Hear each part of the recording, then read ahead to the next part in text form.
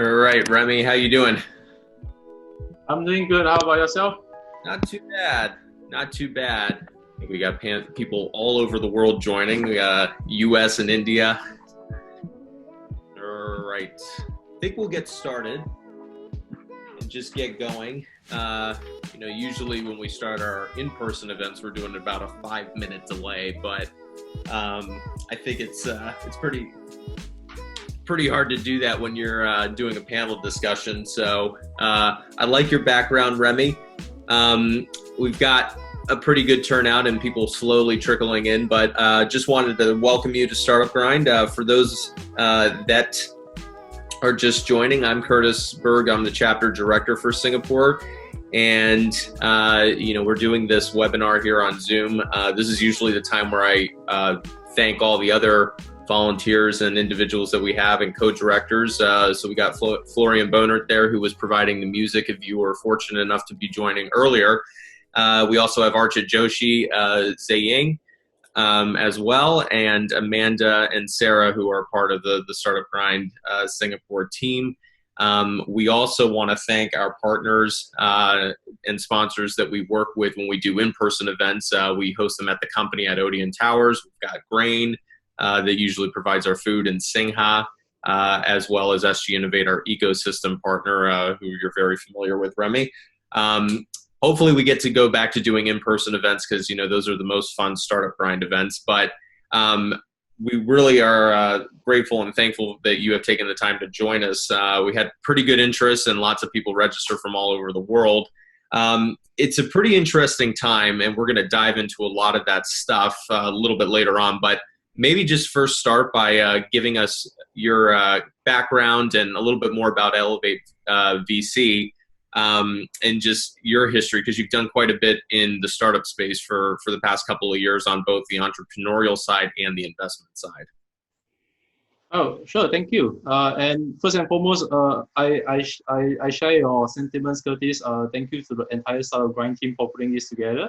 I think very happy to do this. So a little bit more about myself. Well, I'm someone whom you call the entrepreneurship bug beats me when I was really, really young. And when this bug bites, it never really stops. So I started about 3 businesses in my lifetime. The first one when I was 15 years old. And I won't go into the details of each of those, but suffice to say, every one of them failed very horribly, including the last one, which really got me thinking that there needs to be a lot more done for the ecosystem, for entrepreneurs. And my heart goes out there to all the founders, whether you are on this discussion or not. What really keeps me going on a day-to-day basis is the fact that I've been there. I've worked 22 hours a day for a whole month straight. And it is painful. And a lot of times founders don't really have another person to talk to about issues like that.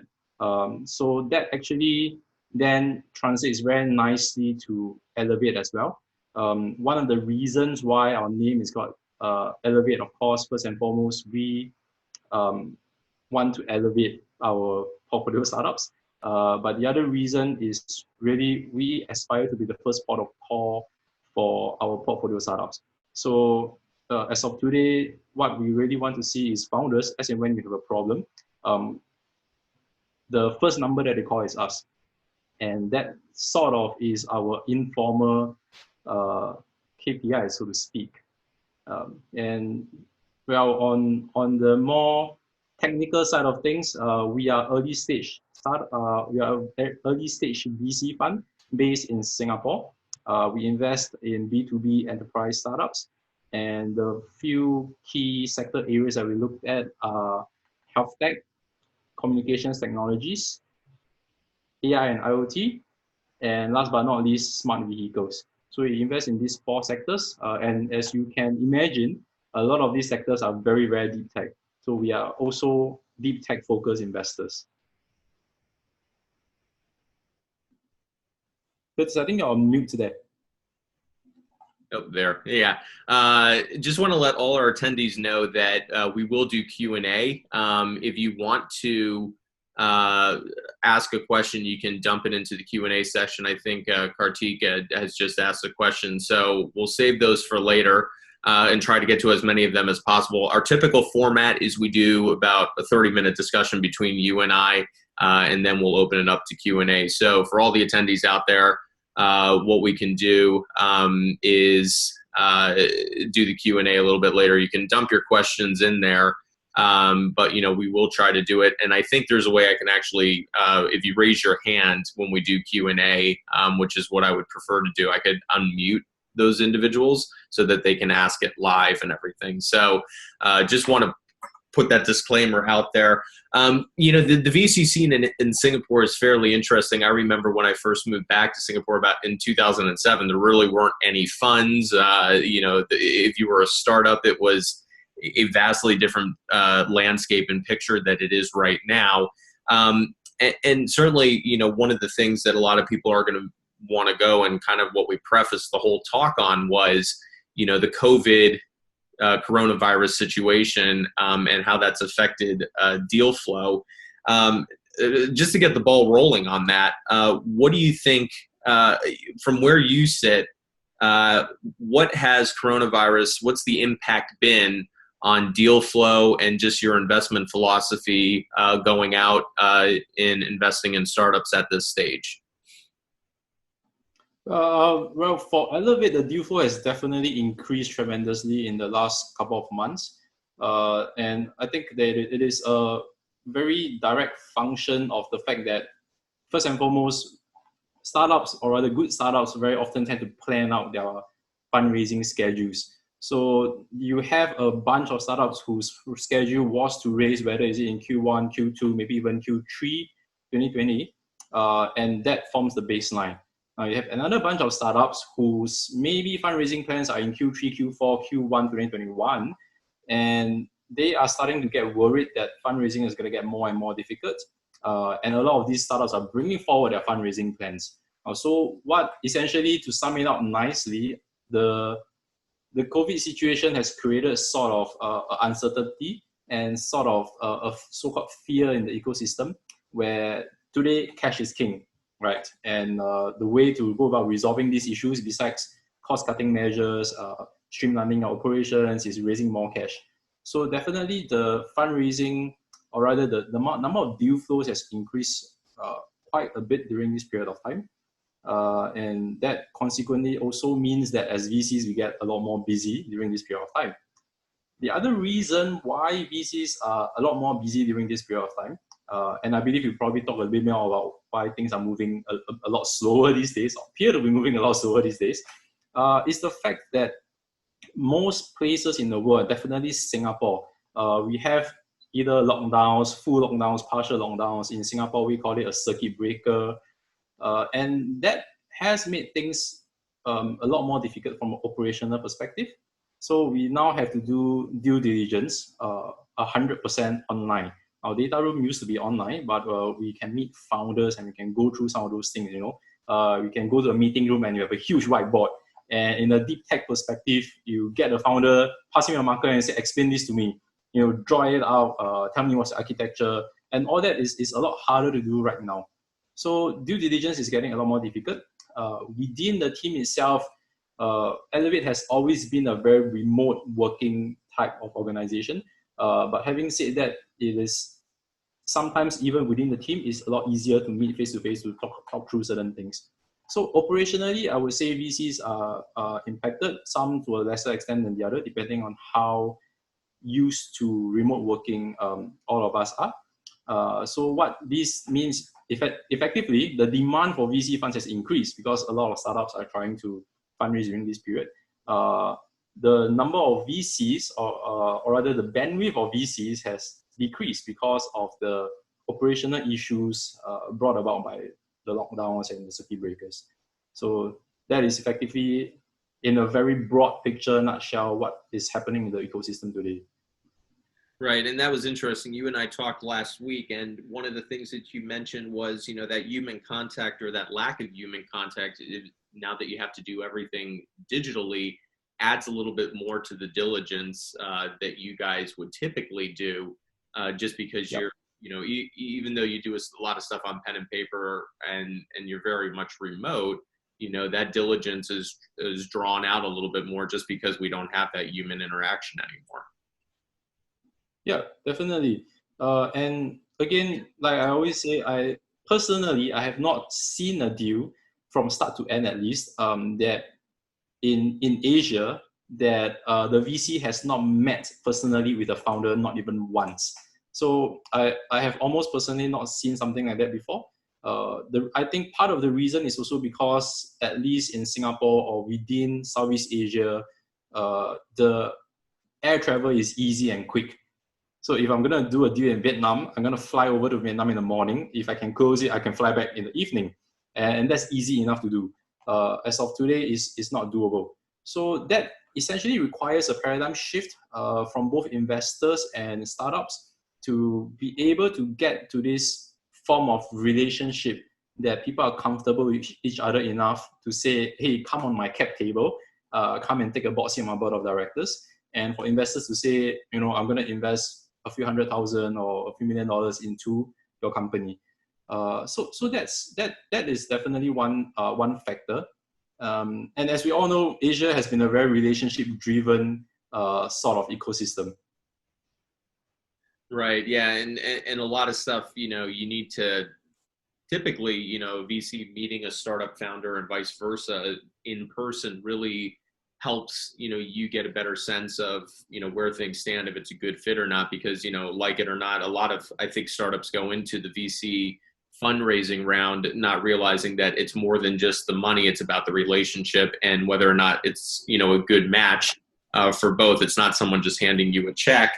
When we were talking last week, I asked how much it's kind of really changed your investment philosophy and if you're slowing down. And you made a good point, which is, we're still a fund. We still have LPs. We haven't really changed our investing philosophy too much. It's just more the how that we're doing it. But, because you're still trying to, protect investor capital and those sorts of things. But from your peers in the industry, are they taking that same approach as you, or are they slowing down, or are they, is their foot still on the gas? It's just taking longer for them for the deals that they're trying to close. So, well, I think to a certain extent, I'm happy to say that most of the people that we have been speaking to, at least in the Singapore ecosystem, yes, things are slowing down much like Elevate, but that's really because of operational issue. We have heard stories, and nothing first party that happened to me, so I can't raise up my hand and say so and so has stopped investing. But yes, we have heard stories, and I think all of us have seen reports of VCs pulling term sheets or investments not happening, and that to a certain extent you sort of expect it. And again, so put it this way, before the COVID crisis came about, the economy was going to be hit. And people were saying Q4 2020, Q1 2021, that's a rough timeline. What COVID has done is effectively catalyze this economic impact and bring it forward. So as with all economic downturns, you expect monies to be a little bit harder to get. You expect investments to drive a little bit. You expect economic activity to slow down. And so I believe that is, again, what is happening today. It is probably a lot easier to blame it on COVID. But to be honest, I think the one big point or one big part of a fundraising plan that a good startup should have is that you are able to know when is a good time to fundraise. And knowing when is a good time to fundraise includes knowing when economic recession is going to come about and make sure you have a sufficient runway before that happens. Yeah. Right. Do you think, how long do you think that the COVID crisis is going to go on, and how long do you think we're going to be in this kind of, for VCs and startups, this kind of weird fundraising sort of climate? Yeah. Well, to be honest, it's anybody's guess, and I'm not remotely medically trained, so I won't hazard a guess on how long COVID is gonna last or when are we going to get to a vaccine? Of course, I defer to traditional mainstream media as well, and people who know about this situation comes talking to me about whether it's going to be 6 months, 18 months, 2 years. I think the truth is nobody really knows. Be very careful whoever tells you they know. But I think the point is, more importantly than how long, it is recognizing what are the permanent changes that is going to happen because of COVID, and what are the temporary changes that's going to happen because of COVID. Now, depending on which sector you are in, which stage you are in, these changes can impact startups positively or negatively. So, as with most investors, we have a number of startups in our portfolio, and COVID has impacted some, not impacted some, and positively impacted some. So it is really being very careful about whether this impact is permanent or temporary. So I'll give you an example, right? Today, all of us on a Zoom course, and people very quickly learn how to use Zoom. We have these virtual backgrounds. These days, sending out a Zoom link, you don't have to explain to people. You got to download it, so on and so forth. Is this a temporary or permanent thing for Zoom? Most likely, it's going to be temporary. As lockdowns start getting lifted, people are going to go back into office. So it is temporary. Now, what Zoom has been doing thus far is extremely good because they are conquering the market. They are still listening to their customers, and they are not saying, hey, everybody's using us, we don't need to improve our product. We don't need to please our customers, and they don't have a choice. And I think that really sets them up for success, and not to mention that they were really, really quick to react to the market when this happened.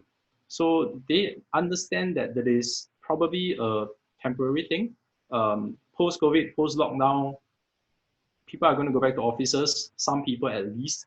People will still use Zoom, but don't expect the kind of growth or don't expect the kind of spike or even the kind of traffic that you are seeing during these times. So I think it is important to re-challenge all the assumptions that you have financially, revenue model-wise, cost model-wise, supply chains-wise. Every business will sooner or later be fundamentally impacted. The important thing is to find out for your particular business what is permanent, what is temporary, and react accordingly, because there is opportunity no matter how you look at it. You might be hit today, but if you survive this, everyone else who is similar or in the same space as you are hit today, maybe half of them are not there anymore. So that could be a form of opportunity by itself. Yeah, you've seen a lot of startups having to pivot, adapt, and adjust their business models to try to get through this time. Some have successfully been able to do that more so than others. Others whose businesses are completely predicated on, very open economies, struggling to do so. Particularly large companies in the United States, like I think Hertz just filed for bankruptcy, car rentals and stuff. I mean, it's clobbering that industry. So I think to your point about, you made a good point, is that nobody really does know like when this will all end and we'll get back to normal. And it really, I think, comes down to when there's a vaccine. I myself am hoping that it's sooner rather than later, like most people, because I can tell you our Startup Grind events are a lot more fun to do in person, and everything. So we've been adapting to the Zoom calls, not just in Singapore, but globally as well. Wanted to talk a little bit more about your fund as well. You've got about a $15 million fund, and what's your typical check size? You told us the sectors that you focus on, but what's kind of your investment philosophy in terms of check size, and also the rounds of funding, and then also how you help startups as well, not just in the seed round but beyond that. Yep. So yes, we are about US $15 million fund. The typical check size we look at is 250K upwards, US 250K and up.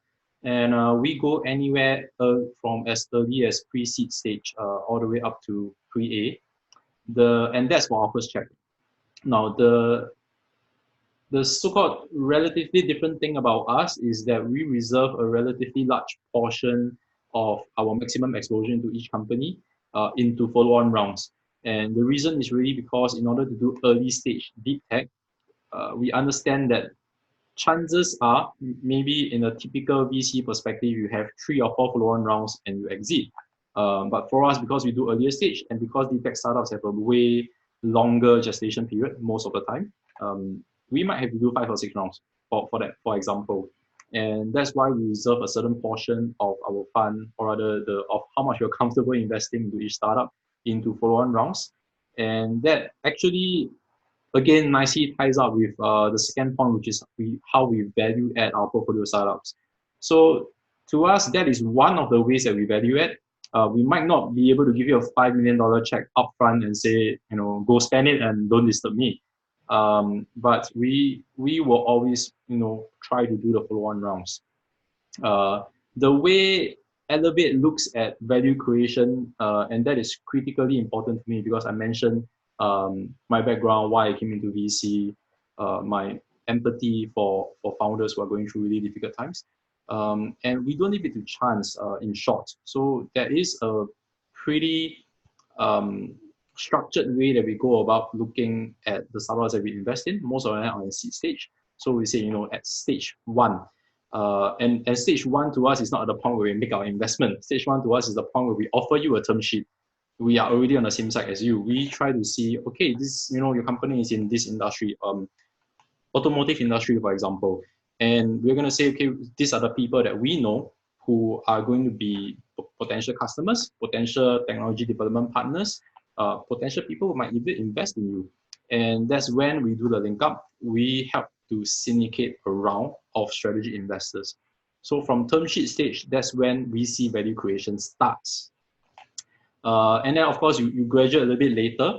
After we make in the investment, we even look into things like how do we help you with managing the board members? What is a good way to present during a board presentation? How to do your stakeholder management? What are the things that certain people care about? One good example is corporate venture capital, right? They might not always care about the dollars and cents that goes about. Some of them care about the technology. Some of them care about that you remain aligned with the vision that the main parent company has, and it differs. You also have what do you call that? Basically the ESG investors or sustainability investors, and they care about a whole set of other things. So that's when we also come in to try to help startups manage these relations, which especially if you're a first-time founder or first-time deep tech founder, you might have some difficulties trying to navigate this landscape. And I won't go through everything, but essentially we go all the way to the point where we help startups raise their Series A funds.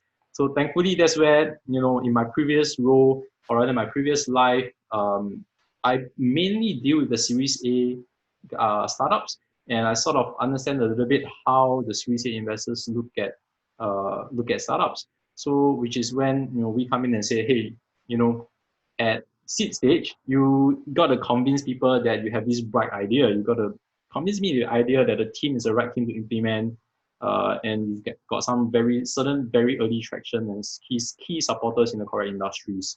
Now, at Series A stage, all those, they're still important. It's not that they're not important, but the key thing that people evaluate is really what are your numbers?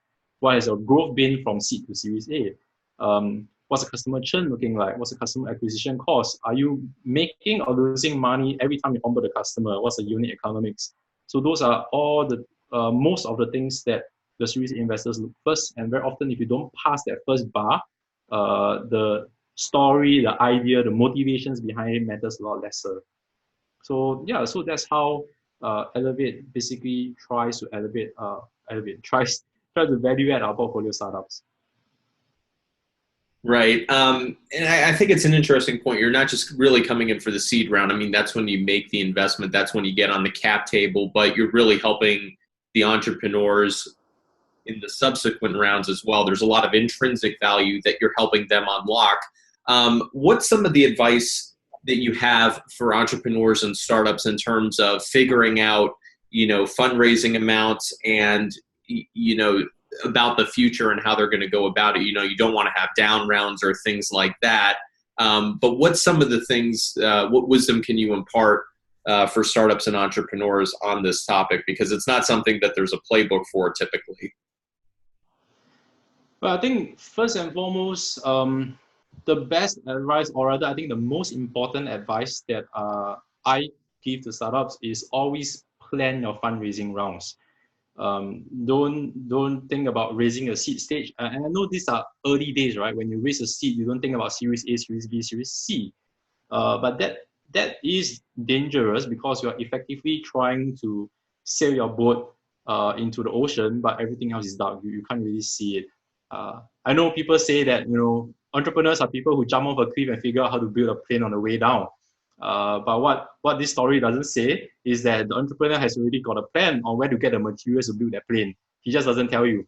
So I think that is the key difference. You need to know when to raise, at which point of your growth stage to raise. So a very good example is at Series A, people are looking at $1 million revenue. And that is, yes, it is a iffy number. Somehow or another, people come together and got that. Different industries, they got different numbers as well. But you got to know that, and you got to know that if you raise a seed round, do you need to raise a pre-A? Do you need to raise a bridge round in order for you to get $1 million to raise your A round? And when you reach $1 million to reach your A round, and that goes back to our talk about COVID, right? Is there going to be an economic recession? If it is, you need to raise a bigger seed round so that you can survive through that, or you need to be able to really fast track your revenue, and you've got to be very sure about the fact that you can do it to raise an earlier A round. So all those things, it should be planned out. Now, I also understand that it is highly unlikely for that plan to ultimately happen like clockwork. But the important thing is, as plans deviate now, with having put through some logical thinking into what's going to happen in the next 5 to 7 years, you can then know that when things change, how do I react to it? And that actually differentiates startups sometimes, because the speed of reaction is essentially what a startup is good at. If you're reacting as slow as an enterprise, you essentially it's very hard for you to fight in any market they are looking at. So I think first and foremost, the planning is important. Into the individual rounds itself, now one method that I adopt is to always tier your investors. So for example, when you're doing your seed round or your Series A round, who are your tier one investors?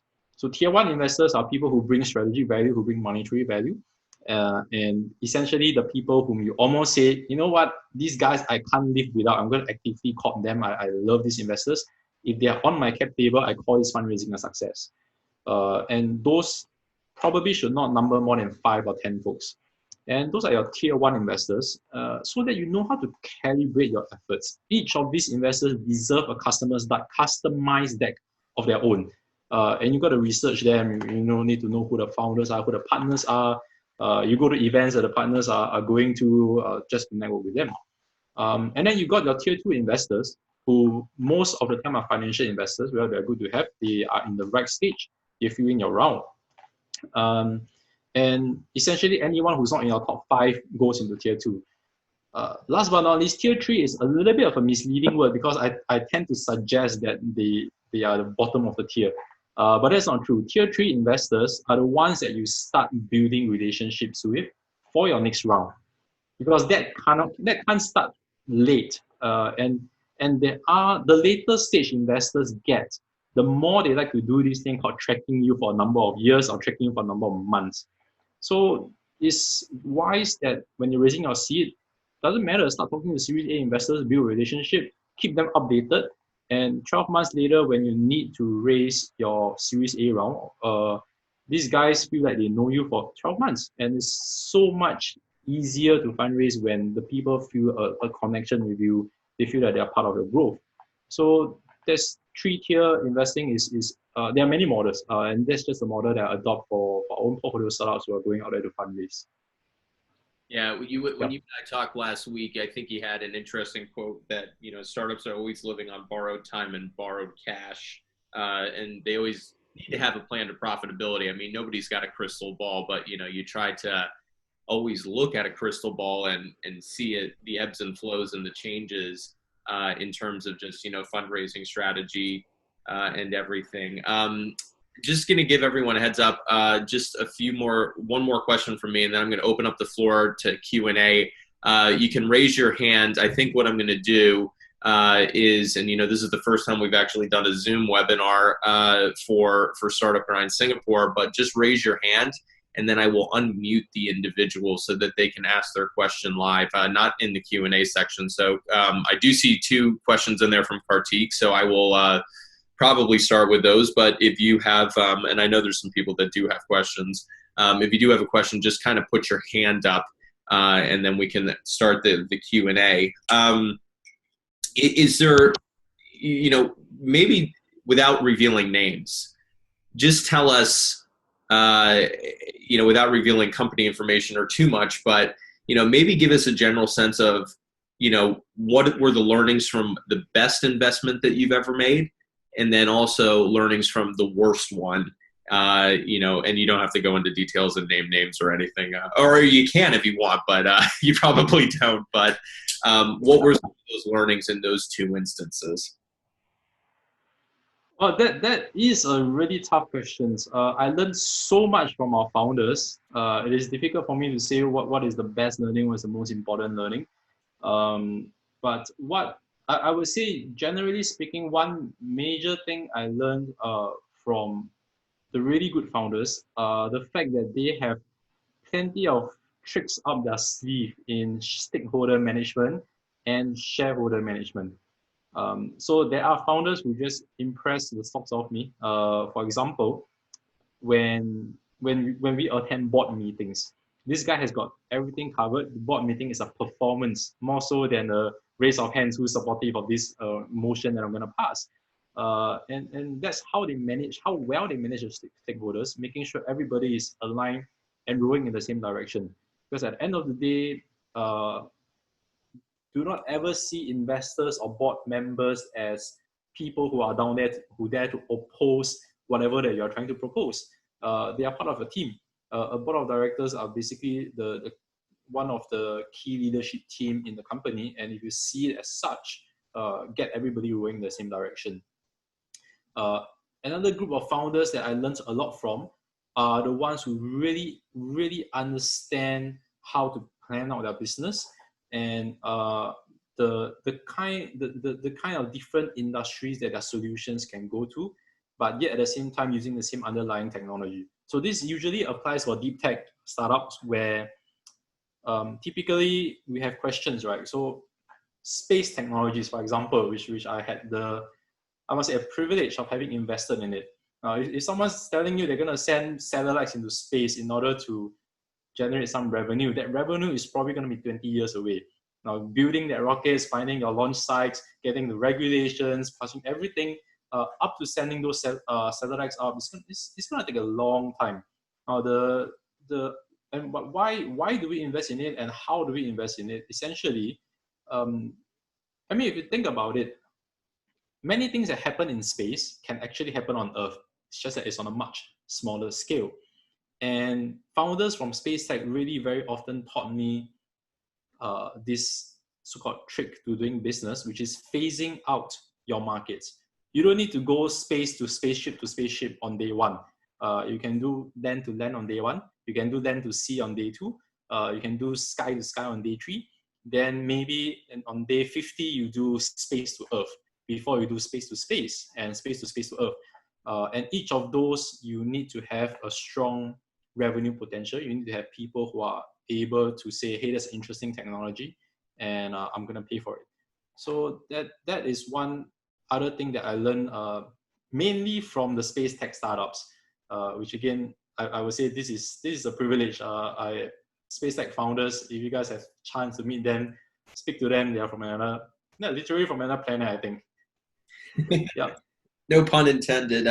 Yeah, I think space tech is interesting. You look at SpaceX and the rocket launch that they were supposed to have yesterday, which got scrubbed because of weather. I was eagerly awaiting that, but that was a culmination for Elon Musk of coming more than a decade, I think, to get to that point of man commercial space flight.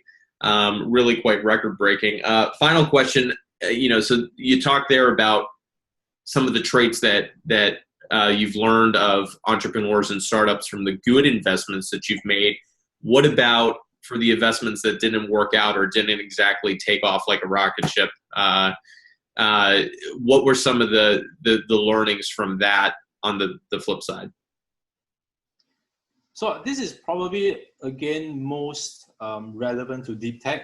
But in the early days of looking into deep tech, we see this trend where founders do not understand why the best technology don't make the best products, and why the best technology don't sell the best. And this is really one of what I think is a key downside of deep tech founders in the very early days, and this is probably like five years ago or so. But the same applies today, right? I mean, you may have the best technology out there, but if you don't have the requisite networks and partnerships and the people supporting you through this entire journey, it's going to be really difficult. One good example that probably still exists in this space today is medical technologies, which again is one of Elevate's interest areas. So in the medtech space, well, you might have the best technologies, but if you can't find clinical trial partners to do clinical trials with you, that technology is effectively as good as buried under a rock, right? And after you find clinical trials, if you somehow or another can't manage to get any sort of HSA, FDA regulatory approval, again, it's as good as buried. Even after you can get the approval, if you can't get the insurers to reimburse whatever it is that you are trying to provide to the hospitals, it's very hard for the hospitals to purchase the solution of you. And this entire trend just goes on. So which is actually, I think, the main reason why, as of today, a lot of the successful medtech founders, or successful medtech teams, I should say, has got medical doctors on their teams, has got people who know the medical ecosystem on their teams, or has got ex-medtech founders on their teams. And these guys, they should deserve a title of their own, right? Whether it's chief medical officer, chief medical partnerships officer, whatever that is. And so certain industries just need that because of how different they are, how different of an animal they are from everyone else. So I would say be very aware of the industry that you are in and how open or closed that industry is. Sometimes you really do need someone who understands that space. And last but not least, don't be stuck in the product development cycle. The successful startups rarely launch a perfect product from day one. It does not. In fact, a perfect product does not exist, right? So using the example of Zoom again, they didn't have a perfect product for what we are using it for today. In fact, they struggled quite a little bit in the early days, but they struggled really quickly and they improved. So yeah, launch it early and let customers tell you what to develop. Great points there. And it's interesting with Zoom. They had a lot of issues. A lot of classrooms, a lot of teachers, a lot of companies, or a lot of people in the event space like Startup Grind. We've all had to shift to virtual events, and Zoom has been adapting and figuring it out along the way. You had some people Zoom bombing. Stories of that emerging, the security issues as well, which they've been addressing and adjusting to. So yeah, very, very interesting points. We could probably talk another hour or so about just kind of the how-tos of what entrepreneurs and investors should be doing.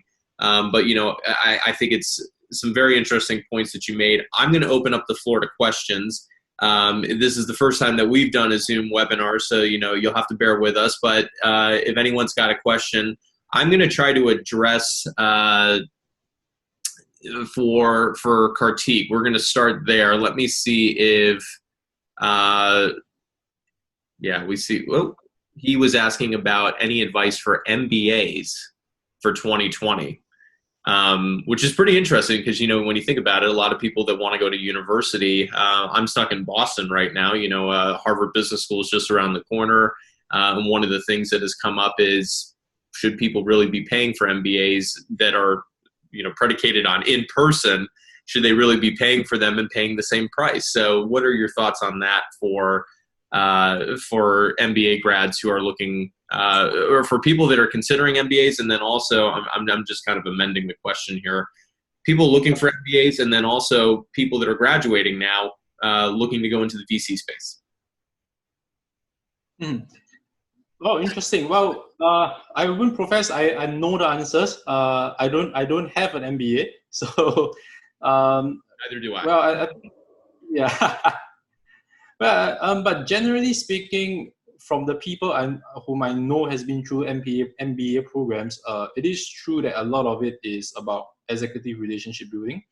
And if you are going, I think as with most things in life, let's go back to first principles, right? I'm gonna try to answer something that I don't know very well about by going back to first principles, which is be very clear about why you are doing it. So if you are doing it as a networking tool, as executive networking, relationship building, then maybe not. It might not be worth the cost in today's context. But if you are doing an MBA and we have founders to do that, right? Maybe have a PhD in biomolecular engineering. But you want to start your own business, and you find that it's not easy because most people who knows hard science like biomolecular engineering don't know nuts about business, and you want to be the guy who knows both. So that might make sense. That might make a lot more sense, and especially given the chances of you meeting someone who's really very meaningful in the medtech space might be lower than meeting someone who is interested in companies like Grab or Uber, then it does make a little bit more sense. So yeah, first principles, know your objectives before you head into whether it's a yes or no. The second question is probably a lot easier to answer from my perspective, which is in a hiring position, what do we look out for?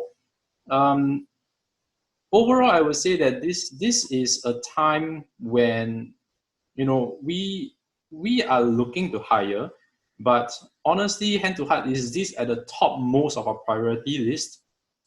No, unfortunately. We want to do our part for the community, and that's why Elevate, we actually open a couple of internship positions to try to help the students who are graduating. And whether is it you are a final year looking for internship, and we have every intention to convert these people, or you are in year 2, year 3, looking to get some exposure, because at the point when these students graduate, the economic is probably not going to have recovered much by then. So we try our best. But to be very honest about it, and this probably applies to every single VC out there, when COVID happens, when lockdown happens, the first and foremost thing on everybody's mind is protection of your current investments. And especially more so for us, because we see this as a very important value creation process.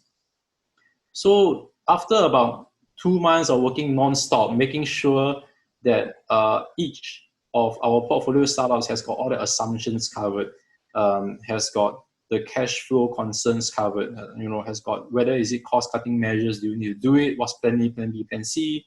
Then we say, okay, now we are ready. Let's go back out for business, and let's look at new deals. Of course, in actual fact, it's less clean than that. It's just a focus. We might have focused 70%, 30% on new deals, 70% on protecting existing investments. Now maybe we flip it around. And I think the reality is that people might not be so much in a hiring mode today. That does not mean that people are not interested to hire. So long story short, probably don't give up, keep knocking on doors. And well, if you are interested in VC space, do something that shows that you have a true interest in that space. And that is the biggest thing that I get out from interviewing a number of candidates over the last few months, which is when you are not interested in the space, it is easy to see, it is very clear. People who like startups, likes entrepreneurship, likes technology. The signs are very clear cut. Yeah. Yep. So yeah, I think that, your point about, you think about startups, a lot of them, the founders all meet in MBA school, or if they don't go get an MBA, they meet in undergraduate studies as well. So fairly interesting. There was another question from Kartik. I think we actually covered it during the talk. During the COVID-19 pandemic situation, what are the extra points investors should take care while evaluating potential startups to invest in? Do you believe anything has changed in this aspect? And we did talk about that earlier. Portfolio triage, I think, was the term that one of my other VC friends used a few weeks ago when all of this broke out. So we've got that answered. We've got hands that have gone up. So what I'm going to do is just unmute the individual. So if you have a question, use the raise the hand function in Zoom here instead of Q&A, because then this way we can make it a little bit more interactive. But I'm going to call on Anthony right now. Anthony, can you hear us? You're Hi. Yep. You hear me? Yeah. Perfect. So maybe great. It's very nice to meet you. Thank you, Remy, Curtis, for joining us today, for organizing this. This has been really helpful. My name is Anthony. I run a life science startup here in Boston, so it's good to join this early in the morning. I really appreciate everything you guys have said so far. You touched a little bit on what you saw as the temporary changes and the permanent changes that are happening to the landscape. If you had to say, what do you think is the number one fundamental and permanent change which is going to come from this? And how, as early stage startups, should we be adjusting our funding strategies other than just looking longer term for longer cycles to account for these fundamental changes that are occurring? Well, and I think that's a great question. And I don't have a perfect answer for you, Anthony. Again, I think it depends on the specific industry. One of the most overarching changes we are seeing today is the way people consume products and services, and food and beverages, of course. So with lockdowns happening, everybody is very comfortable now going online and purchasing whatever they need and getting it delivered to their doorstep. And that, I believe, is going to be either a permanent or a semi-permanent change once people has gotten into the habit and people has gotten to a point where they realize, hey, it's not so bad to wait for delivery for 7 days. And food can come to your door and it will still be warm by the time it arrives. So that I feel that those are going to be the more permanent changes. Changes in consumer behavior, changes in working behavior, where people now don't need to meet face-to-face for every single thing, which has been happening throughout the world for, probably for a reason more of tradition than of requirement. In the medtech space, to be honest, I'm not so sure what exactly would the permanent change be, because today I think it is more important to focus on the temporary changes in the medtech space. It is easy to look at all things COVID in medtech and life sciences today. But what is important to realize is that life actually goes on post-COVID. Again, whether it's going to take place in 6 months or 2 years, nobody knows. I don't believe I know it. But importantly, as we adapt to this situation, good companies will stay true to their roots, and they will pivot whatever that is necessary to be pivoted and adapt to the permanent changes. They might pivot a little bit to adapt to the temporary changes, but always believe in what you are already doing. Yeah. Thank you, Remy. I really appreciate that. All right. Thanks, Anthony. We're going to go to, let's go to Sharif right now. Sharif, are you there? I just unmuted you. Oh, there's Sharif. Well, his photo at least. You got the floor right now. Cool. Hey, Remy. Sharif here, your ever elusive stalker. So this is gonna be a very Singapore-centric question. Obviously, the budget was updated budget was released yesterday, and I'm sure different countries around the world will have their own versions of that. So there's one particular bit, after reaching out to some of my local MPs and all that, I'm like, hey, founders and startups don't really quite have much to benefit from some of this budget, right? Like, I think so far, out of the hundreds of millions, billions, rather, we've only tasted $600, right? So GSS is also questionable and whatever not. So if you're a semi-early or, whether pre-seed or seed stage startups, it's kind of hard to leverage on those. But they mentioned that 285 mil is earmarked for startups as of yesterday. And I think all my founder friends are scrambling, trying to figure out how to leverage on that. I think a key component is co-investing through private sectors. So do you have any insights on how that might pan out? And also from a VC perspective, given some of these government incentives, would that help, push private investors or institutional investors like yourself to partake in certain deals which otherwise you might normally pass or not take the extra risk on? Yeah. No, thank you, Sharif. So I think first and foremost, with most things budget, and I have a little bit more insight into this because of my previous life, right? The from budget to implementation typically takes some time, and if you think about Singapore as a huge company, you sort of can understand what that is about, right? When the CEO or when the board of directors say, hey, this department has got $100 million budget, they don't immediately say, okay, we're going to spend $100 million and every single cent is accounted for right from day one. They're going to look at it and say, how are we going to spend this? Are we going to stretch it out over a year? What are we going to look at? What are some of the key projects? How to prioritize? And that a lot of it, that I would say, my best guess is that's going on. And it's not just 285 million, it's actually 300 million earlier in the year, in the first budget, if I'm not wrong, and 285. So a total of close to $600 million dollars that is in the market for startups today. Now, if you look at the amount of fundraising startups have done in previous years, 600 million is a huge number. If the government deploys $600 million in a year, they basically can fund every single startup in Singapore themselves. They can almost do that. That's like 6 VC funds in itself. yeah, it's huge VC funds. But I think what is important again is that the money should not be indiscriminately spent, and this is something that I completely agree with, which is why co-investment becomes a very important factor. So this we know a little bit better because Elevate is a co-investment partner of the Singapore government. So the 285 million actually comes as good news to us. But in short, what they are trying to say is that we still let the private sector take the lead. Let them make the investment decisions. But as and when they are interested in certain Singapore-based companies, what the government do is then come in and say, okay, I will be a co-investor in this deal.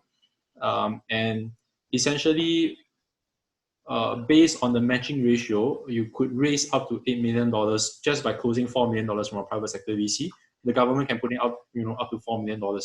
So that is pretty significant from that perspective.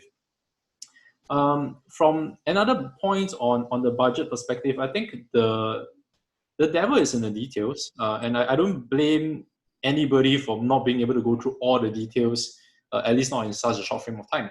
But what a lot of the underlying budget unlocks are grant schemes, loan schemes, assistance schemes, and whatnot for companies of different shapes and sizes. And startups more often than not fall into this category. So, for example, SG United has got ways for you to find talents in technology, especially in technology. And that is really helpful. Now, if you're going to hire a fresh grad out of school, the amount of subsidies and the amount of assistance they have to help you hire that fresh grad is insane. And check these things out. And again, back to grant schemes, there are so many schemes out there to help you in your business development.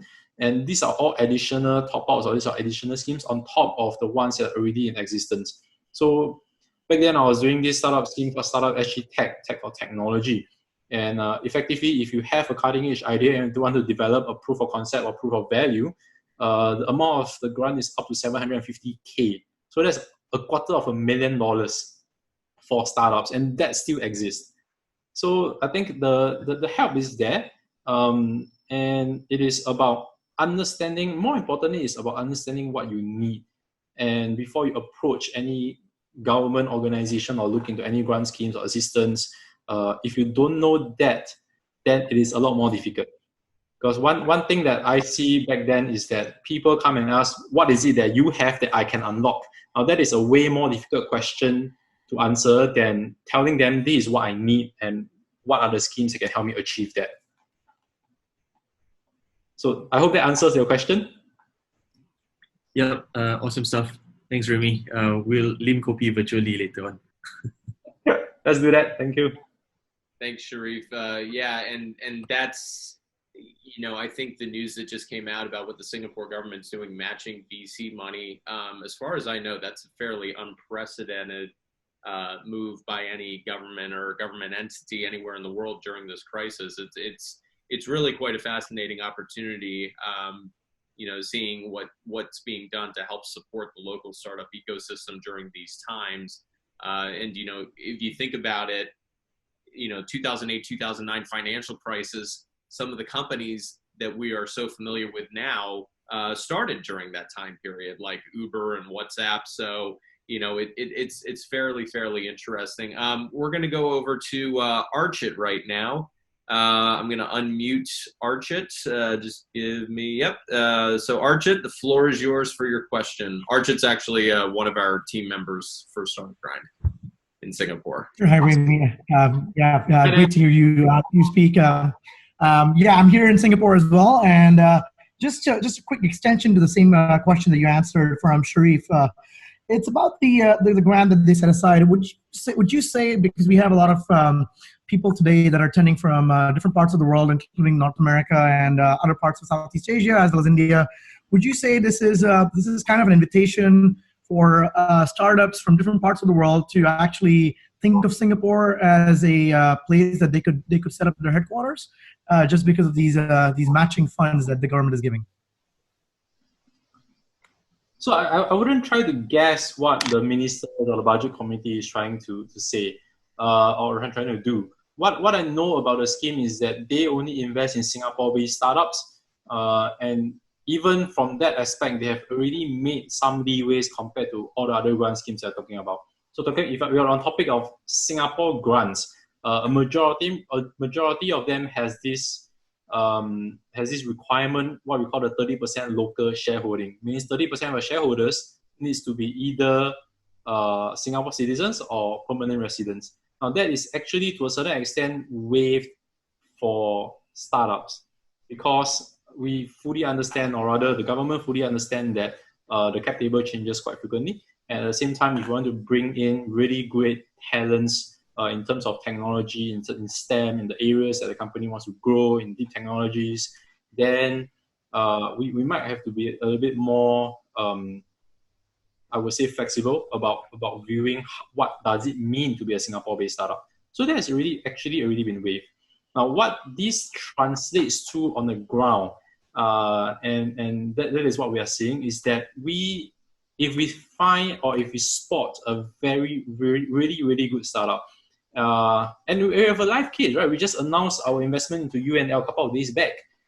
We found those guys in the Netherlands, and they have such an interesting technology. We went to the Singapore government and said, co-invest with us. And long story short, they said, interesting, let's do this. And we relocated them from Netherlands to Singapore. What this entails is also the fact that the C-suite has moved here. It entails that they are going to do significant R&D activities in Singapore. They're going to hire people in Singapore who are either Singapore citizens or PRs. So, whether that is an intention, I'm not 100% sure. But the actual effect that is on the ground is as such that it is easier to get companies to move from wherever they are to Singapore. And as investors, we want that. We want to be close to you so that we can value add you in a way, a lot more meaningful way. And we want to be close to you just, so that at any time people want to reach out to us, it's a lot easier. So yeah, that is the effect. And whether there is an intention, I don't know, probably the finance minister knows. Absolutely. Yeah, interesting question, Archit. And, it's a follow-on from what Sharif had brought up as well. And he put in the group chat here, and I'm just going to read it so that everyone can hear it. But the UK offered about 1.6 billion through for startups as loans convertible to equity. So that's a pretty sizable chunk of money as well. With the promising startups. So it's fairly interesting seeing how governments are responding around the world to this crisis, and also to ensure innovation continues. Thanks for the question, Archit. We're going to go right now to, we got a question from, we'll just take one or two more questions probably. I'm conscious of your time, Remy, and you've had some incredibly interesting insights that I know we all appreciate. So thank you for sticking around. So probably just one or two more questions. Kartik, you have the floor right now. Cool. Thank you so much, Startup Grant, for organizing this. Thank you, Curtis. Thank you, Remy. Really a pleasure to meet you. A question, probably this topic must have been addressed quite a while, but I just wanted to know your thoughts on what are the valuation methods you would typically use in valuing startups, and how do you determine if a particular valuation is right or wrong, particularly in circumstances like these? Thank you. Yep. Well, so valuation is a topic that I say is more art than science, to be very honest with you. No one else has cracked it. I have lost track of the amount of times someone ring me out or call me and say, how do you value a company like that? And people asking for Excel spreadsheets on how to go about doing this. If you do a Google search on how VCs value companies, you pretty much get much more than what I think most VCs do. And there is only one method that I personally stand behind. And that's not to say Elevate uses it, just to be sure. But I personally stand behind because a lot of times I'm a logic-driven person, and I need certain things to make sense. Now, if you tell me comparables, which is something that, yes, at Elevate we do use comparables as one of our valuation so-called techniques. But what this essentially means in comparables is saying that, hey, someone else is willing to pay a certain amount of money for something that looks like that. Now, I have something that looks a little bit like that, not exactly the same, but just because that guy is willing to pay $5 for it, I'm willing to pay $5 for it. That doesn't quite make sense to me from that perspective.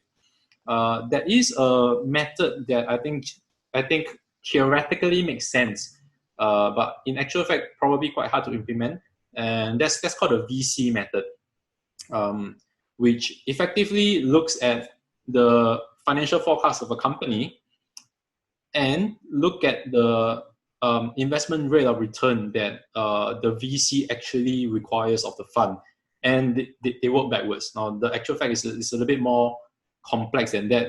You also have to look at the point where you want to exit the company. Is it going to be IPO? Is it going to be M&A? What does the numbers look like? And you have to look at industry multiples, so on and so forth. But effectively, that works it backwards to say that, hey, based on our IRR, this is the maximum valuation that we're willing to accept for this company. And then you work around from there. So there's that. A couple of other so-called common methods are multiples of revenues, multiples of EBITDA, multiples of anything, depending on the sector that you are in, or type of company you are. Typically they use some multiples, which again goes back to the fact that the industry multiple is as such. Now, if you're an IPO type company, they will use listed companies multiples, and that can happen as well. So yeah, that large number of techniques out there, whatever that you can Google is probably as right or as wrong. Yeah, it's fairly absolutely. Thank you so much, Remy. Really appreciate it. Thanks for the question, Kartik. Yeah, Remy, I mean, it's fairly interesting. You know, it's one of those things where, you know, if you watch like here in the United States, and I guess the show's shown overseas, but Shark Tank, you know, it's people go in there and they get beat up for the valuation, and it's really, you know, I mean, beauty really is in the eye of the beholder, and everyone's got different methods, and particularly for early stage companies, you know, putting a valuation on somebody that's pre-revenue or has just started off, but they have a great idea, like how do you put a valuation on that? So fairly interesting. Any other questions? I don't see any other hands that have gone up, but I just want to give the opportunity to anybody else that has a question for Remy. Otherwise, we're going to probably wrap it up here. See if we got anybody else that raises a hand. Nope, doesn't look like it. So, Remy, thank you so much for taking the time this evening to join us at Startup Grind Singapore. We really appreciate the insights. It's not every day that we get a VC that comes in and is able to impart such learnings and wisdom. So we really appreciate your time on this. Thank you for organizing this. My pleasure.